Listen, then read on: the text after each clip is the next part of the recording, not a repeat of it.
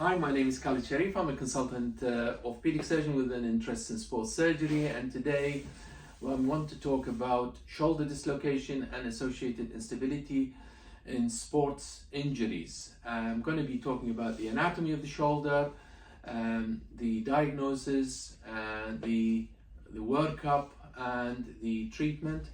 So please, if you do like the video, then give it a thumbs up, subscribe, and give me in the comments if there's any further sporting injuries you want me to address. So the shoulder joint is a ball and socket joint, but it's different from the hip joint in that it's more mobile at the expense of less stable.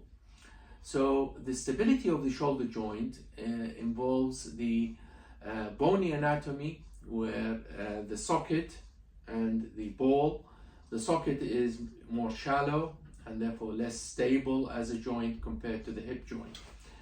The other important stabilizers are the capsulolabral complex, which forms a bumper around the glenoid, stopping the humerus from dislocating, as well as the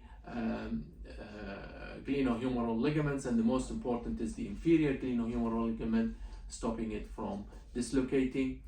The third are the muscles, and the fourth is the negative pressure inside the joint.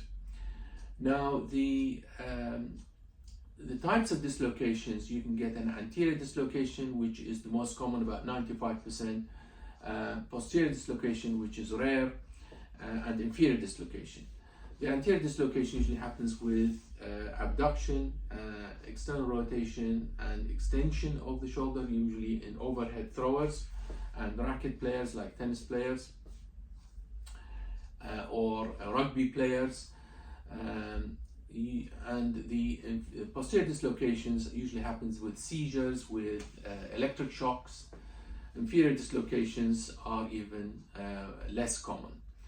Now, regarding the diagnosis of an anterior dislocation of the shoulder, the patient gets pain, there's a deformity, they can't move the shoulder. You can test them. If they can put the hand on the opposite shoulder, they don't have a dislocation. With regards to the posterior dislocation, they'll have a locked shoulder and they cannot externally rotate it. The workup is usually with an X-ray, and I always get 3 views: an anterior, AP, a lateral, and most importantly an auxiliary view, to detect any associated injuries with the dislocation. Also, with the workup, if there is suspicion of associated injuries, so an MRI is important, and an MRI arthrogram is also very important, especially with the associated soft tissue injuries that are going to cause further instability. Regarding the tests for instability, I use the apprehension test, which is a feeling that the athlete gets that the shoulder will come out of joint and be very uncomfortable with abduction, external rotation, and extension of the shoulder. And the relocation test, where you put pressure on the anterior aspect of the shoulder to stop this apprehension feeling. So it's very important in young athletes, those below 20 years of age, because the incidence of recurrence and instability after a first dislocation in these athletes is much higher than with older patients. Older patients, when they get dislocation of the shoulder, we have to be careful about rotator cuff tears or greater tuberosity fractures. Patients who recover from shoulder dislocation, I always test them for abduction of the shoulder. If they cannot abduct, then I suspect either a rotator cuff tear or an axillary nerve palsy, which can sometimes happen with shoulder dislocations. So what are the associated injuries that can happen with a shoulder dislocation that may lead to instability? So these can be soft tissue in the form of a Bankart lesion, where there is an avulsion of the labrum, which is the bumper around the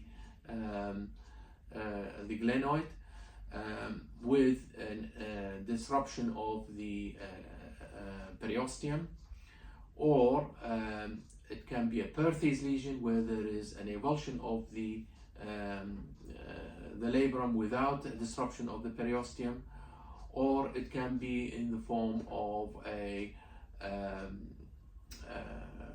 capsular distension where the capsuloligamentous structures are just stretched, or it can be in the form of a Hagel lesion where the capsular ligament complex is avulsed of the humerus.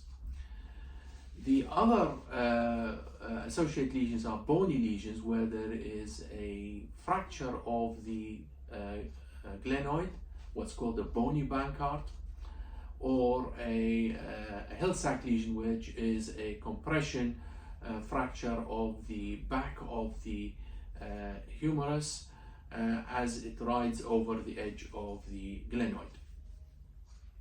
So if there is an instability there, before we go into the instability, I want to talk about the simple dislocation. The simple dislocation, the treatment is immobilization for 1 week, followed by physiotherapy, and if there is no associated symptoms of instability, then that's fine. If there are symptoms of associated instability, then we need to identify the cause for the instability. So if it is a soft tissue problem in the form of a Bankart, then a simple treatment, reattachment of the or restoration of the Bankart, usually done arthroscopically, will work.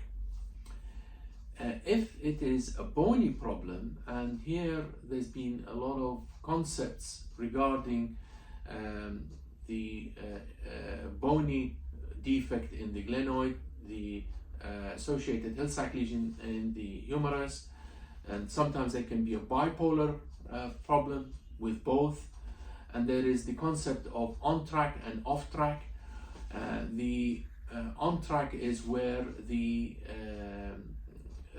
Hill-Sachs lesion is a small one and is unlikely to cause instability. The off-track is where the Hill-Sachs lesion is a large one and is likely to lead to instability. Then the treatment options are in the form of either a remplissage, which is putting 2 anchors into the Hill-Sachs lesion and bringing the posterior capsule and part of the infraspinatus to fill in the gap and change it from an intra-articular to an extra-articular lesion, or restoring the bony defect of the glenoid either through a bone graft from the iliac crest or Latter-J procedure, where we osteotomize the coracoid and fix it into the anterior inferior part of the glenoid, and this